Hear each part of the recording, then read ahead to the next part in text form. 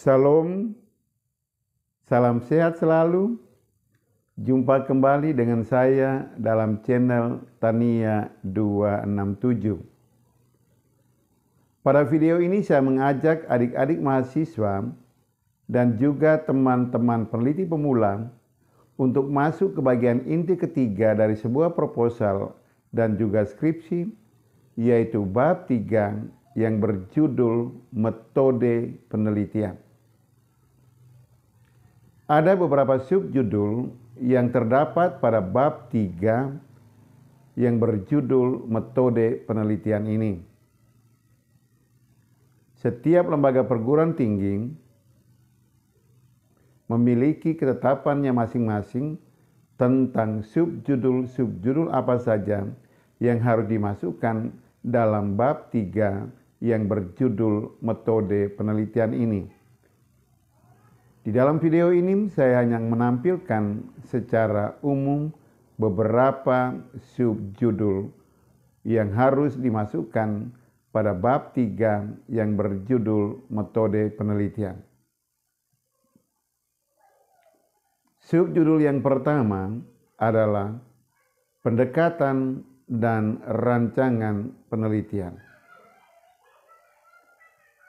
Pada subjudul pendekatan dan rancangan penelitian, mahasiswa ataupun peneliti pemula harus menampilkan jenis pendekatan dan rancangan penelitian yang dia gunakan untuk mendekati masalah yang telah dia angkat untuk diteliti.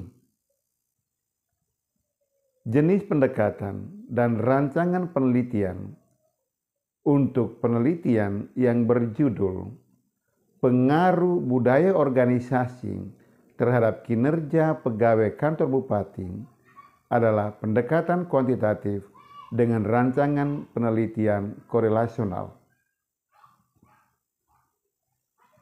Pendekatan kuantitatif dengan rancangan penelitian korelasional cocok juga untuk penelitian yang berjudul hubungan kepuasan kerja dengan komitmen kerja pegawai kantor Dinas Pendidikan dan Kebudayaan.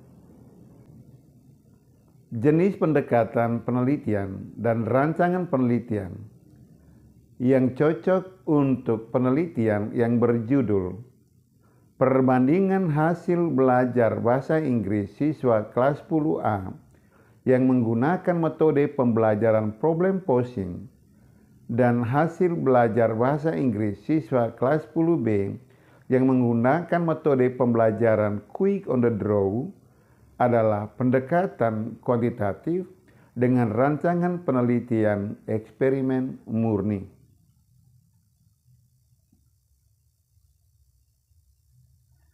Contoh lain, jenis pendekatan dan rancangan penelitian yang cocok untuk penelitian yang berjudul efektivitas penggunaan metode pembelajaran peta konsep atau mind mapping dalam meningkatkan kemampuan siswa kelas 10 dalam menyelesaikan masalah dalam pembelajaran kimia adalah pendekatan kuantitatif dengan rancangan penelitian semi atau kuasi eksperimen. Sedangkan jenis pendekatan dan juga rancangan penelitian untuk penelitian yang berjudul deskripsi kemampuan berbahasa anak-anak kelas 3 sekolah dasar Inpres Mopa Baru adalah pendekatan kuantitatif dengan rancangan penelitian deskriptif.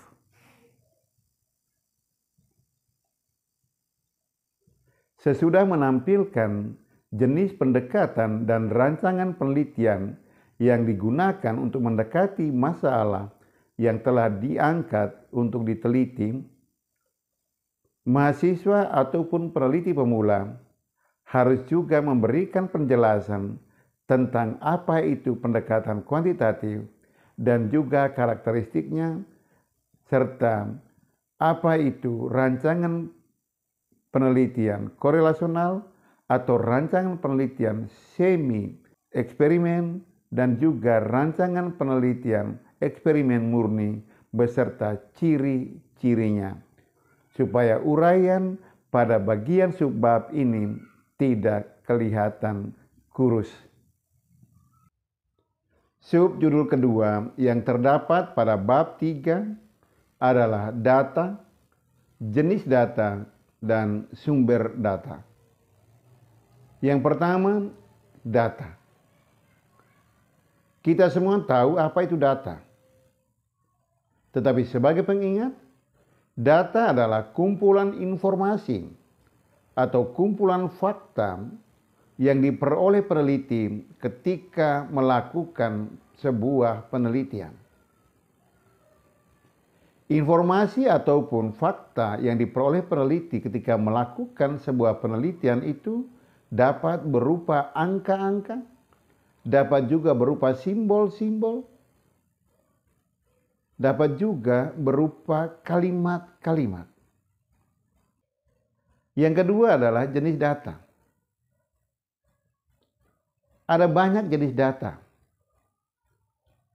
Antara lain saya sebutkan di sini data ordinal, data interval, data time series, data cross section, data primer, data sekunder. Saya tidak akan menguraikan satu persatu dari jenis-jenis data ini, tetapi saya hanya menampilkan dua di antaranya yang paling sering digunakan, yaitu jenis data primer dan jenis data sekunder. Data primer adalah data yang diperoleh dari tangan pertama atau yang biasa disebut first hand. Artinya data itu belum pernah digunakan untuk keperluan lainnya selain untuk kepentingan penelitian tersebut. Sedangkan data sekunder adalah data yang diperoleh dari tangan kedua atau ketiga dan seterusnya. Artinya, data ini tidak dimaksudkan pertama-tama untuk kepentingan penelitian, tetapi untuk kepentingan lain. Ketika seorang peneliti mengambil data melalui tes atau melalui ujian dari para siswa, maka data itu disebut sebagai data primer karena diperoleh langsung dari para siswa yang mengikuti ujian atau yang mengikuti tes. Sementara data hasil rapor merupakan data sekunder karena nilai rapor itu tidak pertama-tama digunakan untuk kepentingan penelitian, tetapi untuk kepentingan pelaporan kepada orang tua tentang hasil yang diperoleh oleh anak-anaknya. Yang berikutnya adalah sumber data.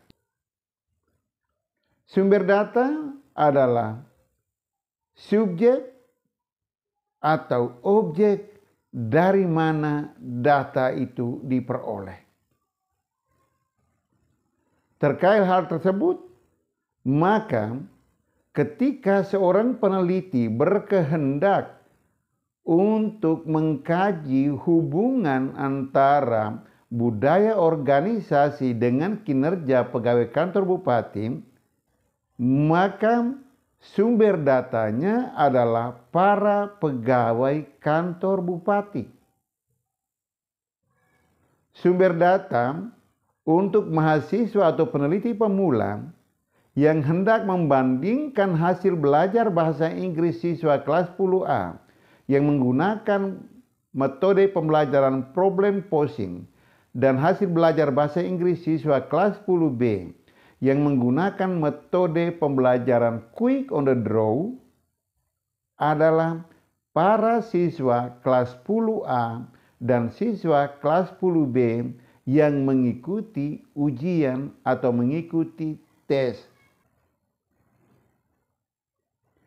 sumber data untuk mahasiswa atau peneliti pemula yang hendak mengetahui atau mendeskripsikan tingkat efektivitas penggunaan metode peta konsep atau mind mapping dalam meningkatkan kemampuan siswa dalam menyelesaikan masalah pembelajaran kimia, maka sumber data dari mahasiswa atau peneliti pemula tersebut adalah para siswa yang mengikuti pembelajaran kimia.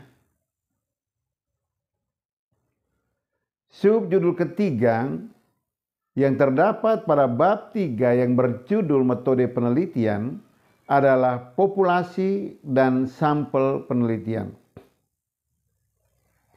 Populasi adalah keseluruhan subjek atau objek yang menjadi sumber diperolehnya data penelitian.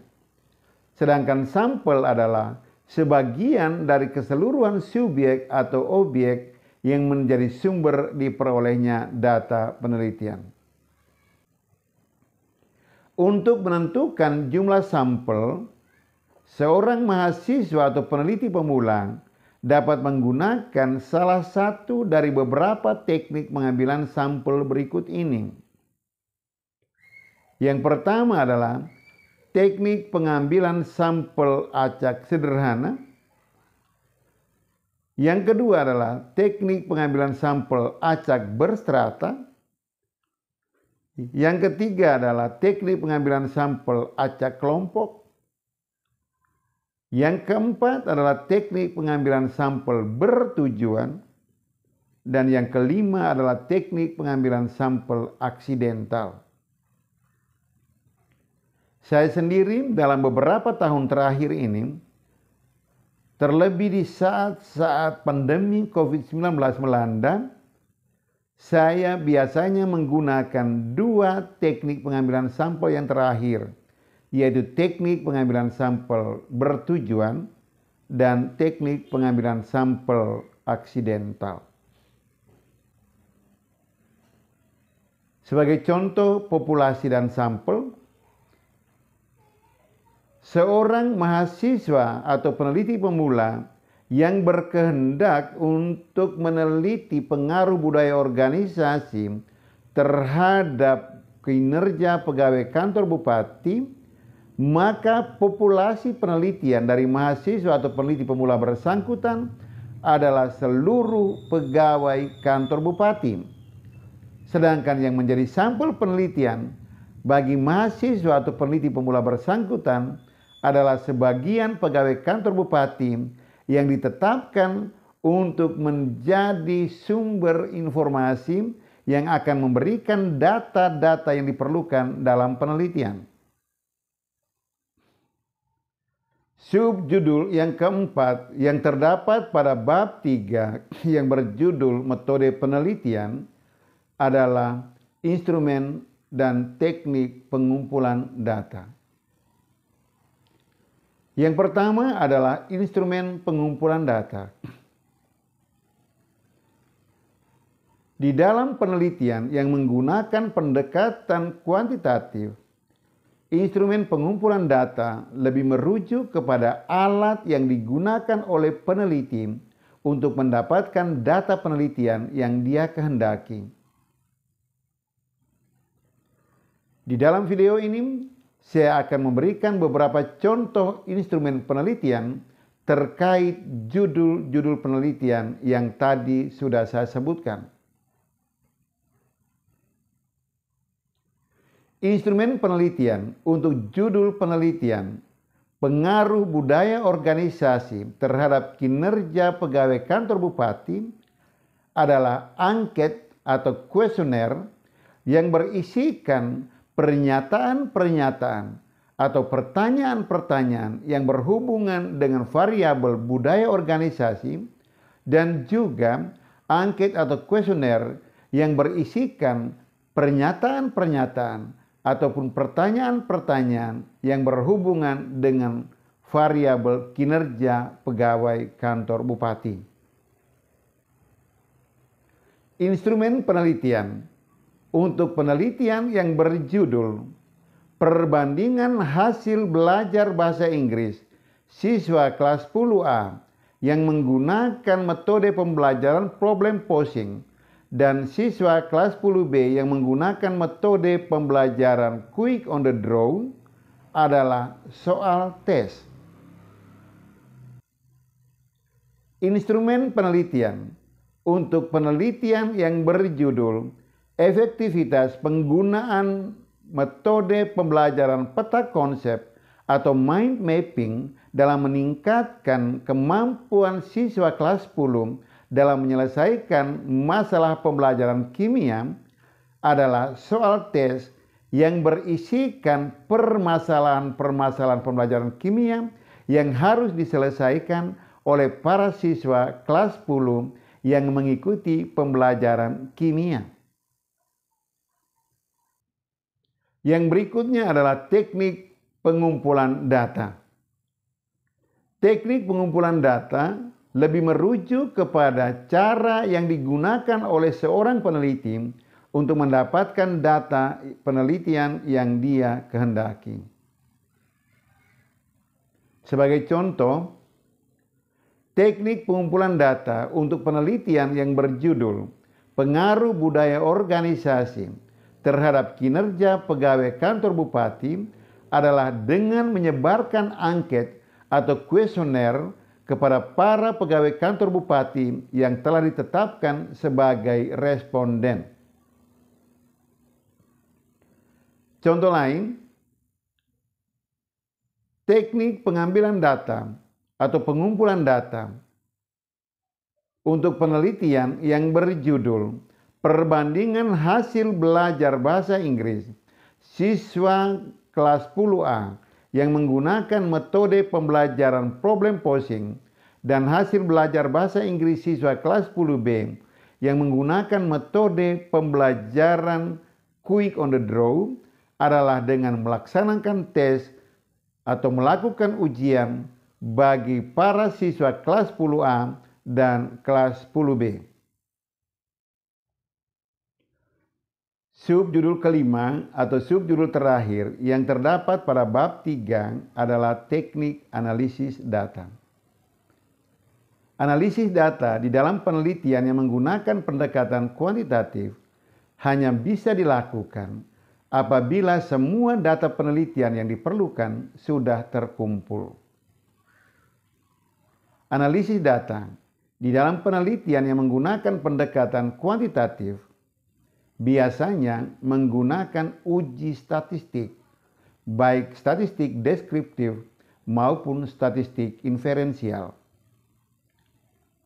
Uji statistik deskriptif meliputi antara lain frekuensi, persentase, mean atau rata-rata, dan standar deviasi.